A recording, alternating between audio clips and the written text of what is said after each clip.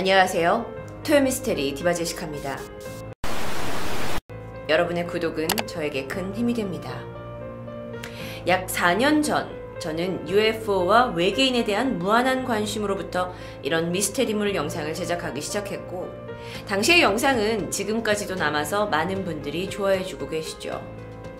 하지만 4년이라는 시간이 지났고 그동안에 새로 업데이트된 정보도 있고 좀 더 자연스러운 진행으로 업그레이드하고자 토요미스테리 UFO 특집으로 두 편을 준비했습니다. 미국 네바다주 라스베가스는 사막 위에 세워진 카지노 도시입니다. 가보시면 전세계 관광객들로 항상 북적이는 곳이죠. 그런데 이 화려한 도시에서 북서쪽으로 약 2시간가량 이동을 하면 도시의 모습은 온데간데 없고 데스밸리라고 하는 사막이 펼쳐집니다. 정말 장관이죠. 황량하기까지 한데요.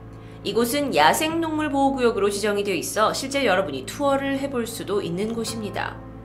사막과 카지노라는 두 가지 볼거리를 제공하고 있는 네바다. 게다가 일부 관광객들은요, 이 라스베가스와 데스밸리 사이에 있는 그룸 레이크라는 곳을 방문하기도 합니다. 사진 속에 중간에 하얗게 보이는 곳, 그곳을 그룸 레이크 지역이라고 하는데, 여긴 원래 호수였지만 지금은 물이 모두 말라버려서 마치 분화구처럼 움푹 패여 있어서 굉장히 흥미로운 장관을 가진 곳입니다. 그런데 이 그룸 레이크에서 3km 정도 떨어진 곳에 일반 항공기로는 그 상공을 지날 수도 없고 한동안 위성사진에도 모습이 찍히지 않는 아주 미스테리한 곳이 존재합니다. 우연이라도 이곳을 지나던 사람들은요, 주변 풍경이 섬뜩하다고까지 말을 하는데, 지난 수십 년간 미국에서 가장 비밀스러운 것으로 여겨지는 바로 이곳은, 여러분 사진 속에 보시면 활주로가 보이죠? 그리고 주변에 약 25개 정도의 경납고가 세워져 있습니다. 사진으로 좀 더 여러분 확인하시겠습니다. 여러분이 만약에 걸어서 이 근처에 가신다면요, 근방에는 이렇게 기둥이 세워져 있고 경계가 표시되어 있습니다. 그리고 입구에는 이 24시간 카메라가 설치되어 있어서 침입자들을 막고 있어요. 여기에는 움직임을 감지하는 동작 감지 센서까지 있다고 합니다. 접근 금지 경고판을 보시면 이곳은 분명 민간인의 출입을 엄격히 금지하고 있는 것처럼 보입니다. 경고판의 내용을 살짝 보자면, 이 지점을 넘어가지 마시오. 허가된 인원 외에는 출입을 금지합니다. 사전 허락 없이 침입을 하면 위법이고, 만약에 진입을 할 경우 모든 물품을 수색하고 압수할 수 있으며, 이 지역에 대해 사진 촬영, 영상, 지도, 그림을 제작하는 것은 불법 행위입니다. 도대체 뭔데요? 만약 여러분이 너무도 호기심에 가득 차서 장난삼아 근처에 접근이라도 하신다면 곧이어 아무런 로고가 붙어있지 않은 흰색 픽업 트럭을 탄 무장 군인이 달려와서 총을 겨누게 되고 여러분께 방문 목적을 묻게 될 겁니다. 그런데 거기에 애매했고 즉시 이곳을 떠나라는 이 명령에 불복종하게 된다면 여러분은 벌금형을 받을 수도 있고 심지어는 총을 발포하는 조치를 당할 수도 있습니다.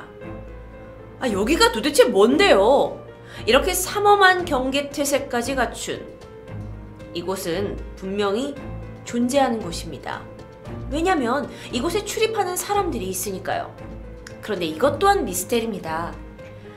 이 안에 출퇴근을 하는 사람들은요, 근처 라스베가스 국제공항에서 운항하고 있는 자넷이라 불리는 출퇴근용 항공편을 타고서야 이 구역에 출입할 수 있었습니다. 이곳에 근무하는 모든 사람들은 이 항공편을 통해서만 이곳으로 출퇴근을 하고 있다고 전해졌는데요. 도대체 이곳은 뭐 하는 곳일까요? 바로 미국의 비밀 군사기지입니다. 영어 이름 에어리아 51, 한국어로는 51구역이라고 부르고 있습니다.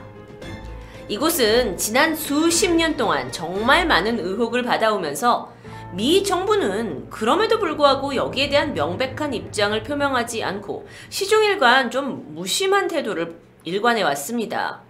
그러다 보니까 더 많은 의혹이 자아낼 수밖에 없었죠. 그나마 2000년대 이후 들어서 드라마나 영화, 미드에서 직간접적으로 언급될 뿐이었습니다. 그러던 2013년 6월 25일 미 중앙정보국 CIA에서 약 60여 년, 정확히는 58년 만에 처음으로 이 51구역에 대한 존재를 인정하게 됩니다. 미국 조지 워싱턴 대학 부설의 비영리 조직 내셔널 시큐리티 아카이브에서 미국의 정보자유법에 의거해서 여기에 관련된 자료를 달라라고 요청하게 되는데, 이에 정부가 무려 355페이지에 달하는 51구역과 관련된 자료를 공개하게 됩니다. 비로소 도대체 여기가 어떤 곳인지, 왜 미 정부가 그렇게 숨겨왔던 건지 밝혀지게 되는데요. CIA에 따르면 이곳의 정식 명칭은 구름 레이크 공군기지. 과거에 미국과 소련이 대립을 했던 냉전 시대에 이 소련의 하늘을 딱 지나면서 첩보 활동을 벌였던 U2 첩보기의 비밀 실험 장소이자 기지라고 설명하는 겁니다. 1955년 8월 4일 이 U2 첩보기의 첫 시험 비행이 이뤄집니다. U2, 얘는 당시 그 어떤 비행기보다 높게 약 21km 상공까지 올라갈 수 있었고요. 여기에 고해상도 카메라를 장착해서 고공에서 적국의 이 땅에 침입을 해서 미사일 및 핵기지와 같은 중요 시설들을 촬영하고 염탐을 하는 데 사용되었던 기종입니다. 51구역 이 기밀 문서를 보니까 U2 첩보기의 탄생과 실험 과정이 자세하게 적혀 있었고, 그 외에도 개발이 취소된 첩보 비행기와 작전 내용, 모든 세부사항이 자세하게 기술되어 있었어요. 여태까지 공개를 안 한 이유가 뭐냐라는 질문에 CIA는 아니 이건 국가 간의 최고의 기밀일 수 있다. 그렇기 때문에 긴 세월 동안 말하지 못했다라고 설명할 수 있겠죠. 그런데 사실 이 보고서에는 그동안 사람들이 그토록 만들어냈던 의혹에 대한 내용도 포함되어 있었습니다. 그게 뭐냐면 이 U2 첩보기가 당시에는 그 당시엔 굉장히 높은 상공까지 올라갈 수 있는 비행기였는데, 그러다 보니 태양광에 이 은빛 날개가 반사되면서 그 모습이 이 지상에 있는 사람들에게는 혹여 UFO 같은 미확인 비행 물체로 오인된다라는 내용입니다. 그러니까 즉 그들도 알고 있었다라는 겁니다. 사람들이 뭔가를 보고 저거 UFO인데? 근데 그들 입장에선 UFO 아니에요. 이거 그냥 비행기예요. 이쯤 되면 그동안 그렇게 의혹을 품어온 사람들의 어떤 호기심이 해결되었을 법도 한데요. 이상하게도 여전히 많은 사람들은 분명 이곳엔 남다른 무언가가 있다, 혹은 정부가 아직 공개하지 않은 비밀이 존재한다고 믿고 있습니다. 왜일까요? 그 이유를 알아보자면 먼저 이곳은 다른 미군 기지와는 다르게 보안이 너무도 사모했기 때문입니다. 실제 51구역 근처에 간 한 가족들이 가깝게 접근을 하다 보니까 이렇게 흰 차를 탄, 그리고 총을 든 군인이 그들을 마주하게 되었다라는 어떤 영상이 있었고, 이게 캡처본입니다. 가족들이 다 지금 손을 올리고 있죠. 이게 그냥 일반적인 어떤 공군기지라고 하기에는 너무도 경계가 무서울 정도로 삼엄한 거죠. 게다가 아까도 말씀드렸지만 물론 군 기지에 출입하고 접근은 당연히 제한적입니다. 그런데 모든 근무자가 다 비행기로 출퇴근을 할 만큼 주변에 걸어 들어갈 수 있는 사람을 하나도 없게 만들었어요.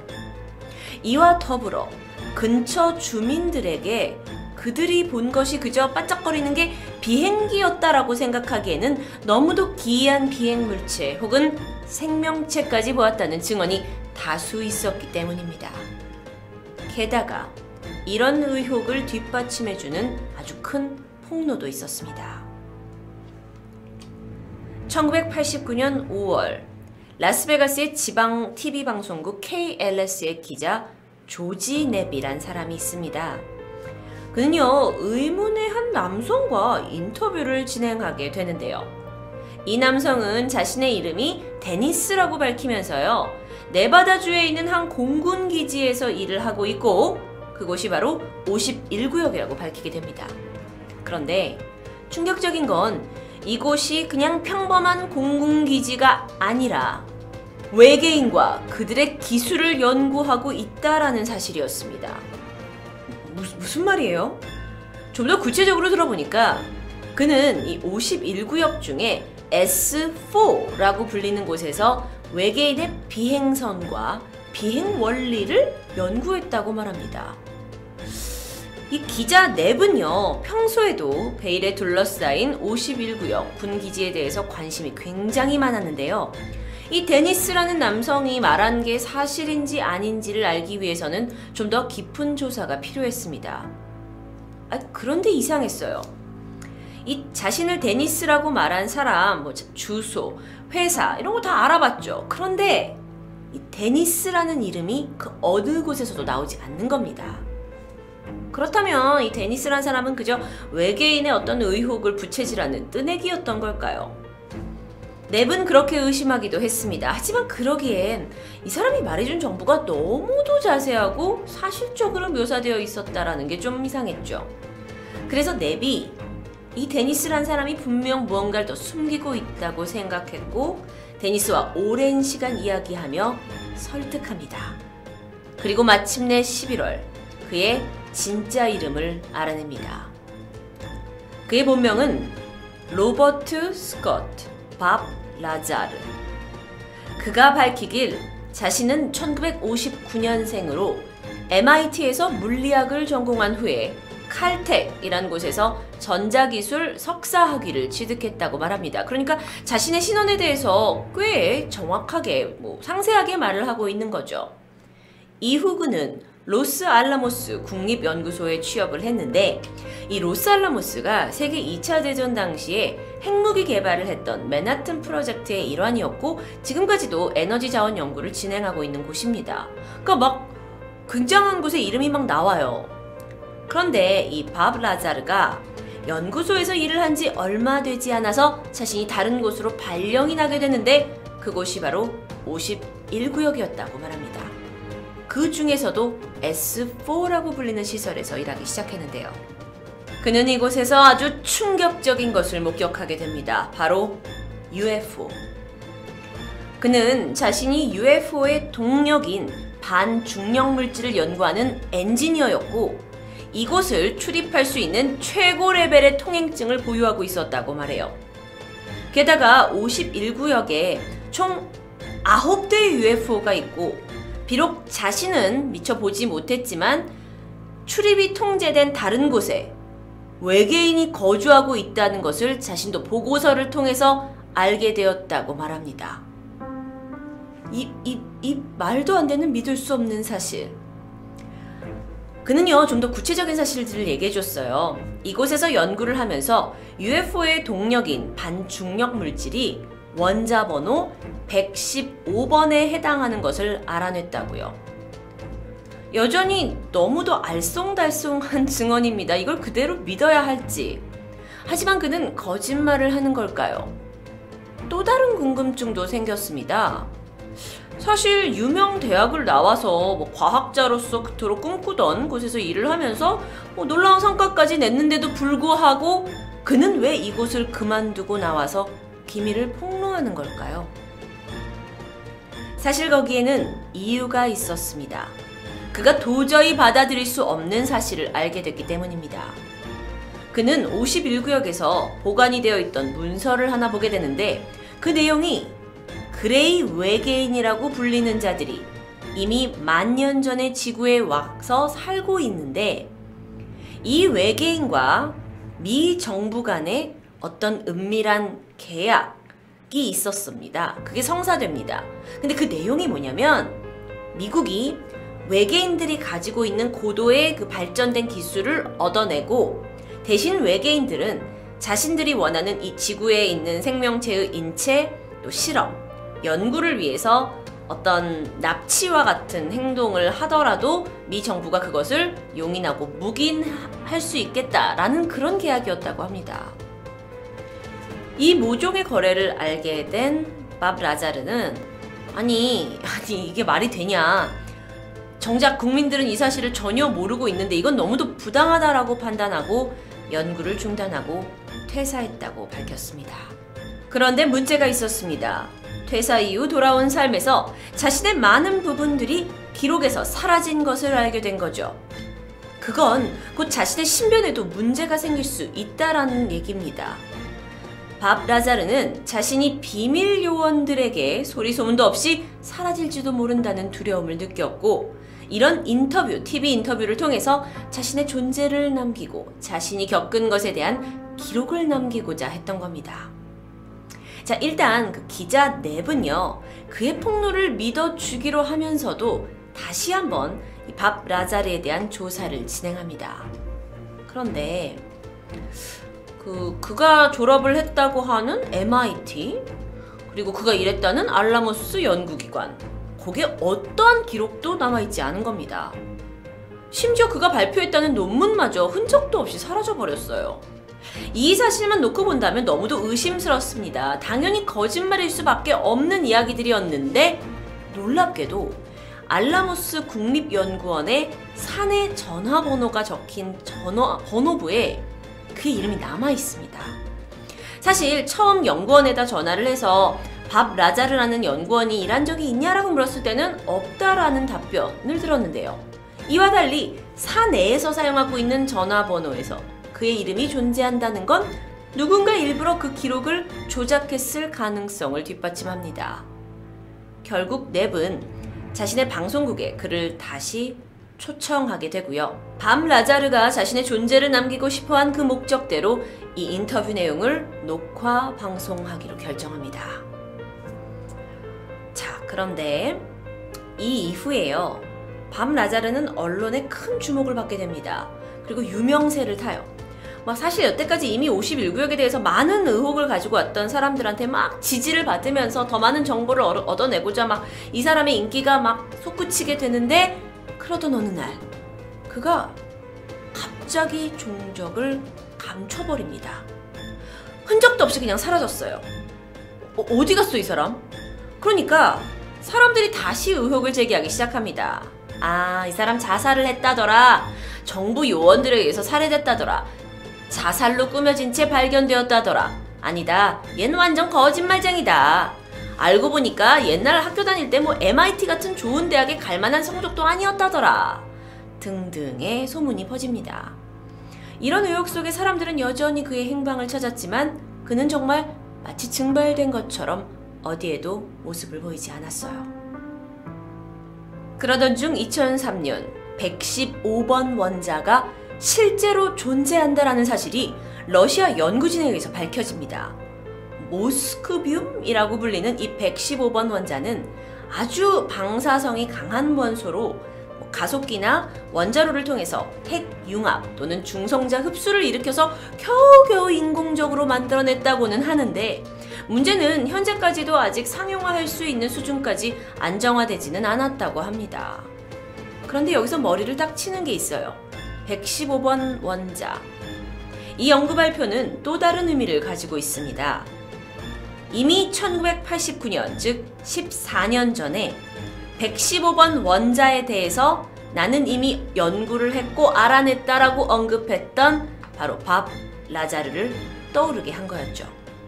그러면서 어쩌면 그는 사라졌지만 그의 증언들이 사실일지도 모른다는 주장이 크게 일게 됩니다. 반전은 끝나지 않았습니다. 그렇게 사라졌던 밥 라자르가 2018년 12월 돌연 다시 세상에 나타납니다. 그는 제레미가 찍은 장편 다큐, 이름 자체도 밥 라자르, Area 51 and Flying Saucer, 이 다큐멘터리에 등장하게 되는데, 여기서 그가 고백을 합니다. 51구역에 대한 폭로를 한 이후로 나는 정부로부터 강한 신변 압박을 받아왔고, 나뿐만 아니라 가족들의 삶까지도 위험에 빠졌다는 사실을 깨닫게 됐다고요. 그래서 그간 숨어왔다고 말하죠. 현재 그는 아내 조이 화이트와 함께 과학 장비들을 판매하는 작은 회사를 운영하고 있는데, 신변을 보호하고자 더 이상 51구역에 대해서 언급을 하지 않아요. 그런데도 불구하고 정부는 지속적으로 그를 감시해왔다고 합니다. 한 번은 갑자기 FBI가 쳐들어와서 압수수색을 벌이기도 했고요. 연막 유해물질법을 위반했다라는 혐의로 기소되어서 싹 조사가 되기도 했고요. 그가 이 다큐멘터리를 찍게 된 건 상당한 용기를 발휘했다고 할 수 있는데요. 이 영상에서 밥 라자르가 과거 인터뷰에서 내가 51구역에 대해서 폭로했던 것은 모두 사실이고 한치의 거짓도 없다고 단언했습니다. 그러면서 되려 정부에게 경고성 메시지를 남겨요. 이젠 1989년과 달라서 세상이 많이 변했습니다. 정부가 원하는 대로 모든 정보가 통제될 수 없습니다. 라고 말이죠. 그저 거짓말로 세상을 한번 깜짝 놀래키고 사라진 줄로만 알았던 밥 라자르. 근데 그가 재등장하게 되면서 다시 한번 그럼 그때 이 일 다 사실이란 말이야? 하면서 이 미확인 비행물체 UFO 또 외계 생명체에 대한 관심이 뜨거워졌습니다. 미국에서 정말 아직까지도 제일 비밀스러운 기지라고 불리고 있는 바로 이곳 51구역. 정부가 과거에 첩보기용 공군기지로 활용했다라는 문건을 밝혔음에도 불구하고 워낙 의심스러운 정황과 함께 쏟아지는 증언 때문에 의혹은 끊이질 않습니다. 그런데 이 밥 라자르 외에 또 다른 충격적인 폭로를 한 대표적인 인물 중 하나로 필 슈나이더를 꼽을 수 있는데요. 이분은 제가 또 다른 그 미스테리 편에서 여러분께 아마 소개한 적이 있었던 것으로 기억을 합니다. 필 슈나이더. 자, 먼저 그는 자신이 암에 걸렸다는 사실을 알게 돼요. 그러면서 내가 죽기 전까지 그동안 나 혼자 간직해온 진실을 이제는 밝혀야겠다고 생각합니다. 그리고 이후에 전국을 돌면서 강연을 시작합니다. 슈나이더는 정부기관에서 엔지니어로서 일했다고 말합니다. 그는 특히나 폭발 관련 전문가였는데 여기서 조금 이제 특이한 게 뭐냐면 외계인들에게서 전수받은 기술 레이저 굴삭기를 이용해서 뉴멕시코 아래 지하에 기지를 설계하고 건설하는 데 참여했다고 주장하죠. 그런데 슈나이더는 이 지하기지 건설 중에 큰 부상을 입게 됩니다. 그 스토리가 뭐냐면 이 부상의 원인이 지하에서 외계인들과의 목숨을 건 전투 때문이었다라고 얘기를 하는데요. 그때 함께 있었던 동료들을 포함해서 약 60여 명의 인간들이 같이 사망했으며 반대쪽 외계인도 많은 수를 잃었다고 말합니다. 이거 진짜예요? 그의 이야기가 정말 정확하게 사실인지 아닌지가 밝혀지진 않았습니다. 그런데 1996년에 이 필 슈나이더가 돌연 사망한 채 발견돼요. 그리고 수사가 빠르게 진행되었고 그는 자살로 판단이 됩니다. 그런데 생각해보면 그는 암 환자로서 시한부 인생을 살고 있었습니다. 마지막 죽기 전에 강연을 다니면서 내가 이 정체를 밝히겠다 그런 목적을 가지고 있었는데 왜 굳이 자살로서 생을 마감했을까요? 물론 이에 관해서도 확실하게 밝혀진 것이 없어서 여전히 또다시 많은 사람들의 의혹을 자아냅니다. 처음에는 비밀스러운 51구역 스토리에서 시작이 돼서 관련자들의 폭로까지 외계인과 UFO 존재는 우리에게 늘 풀리지 않는 숙제처럼 느껴집니다.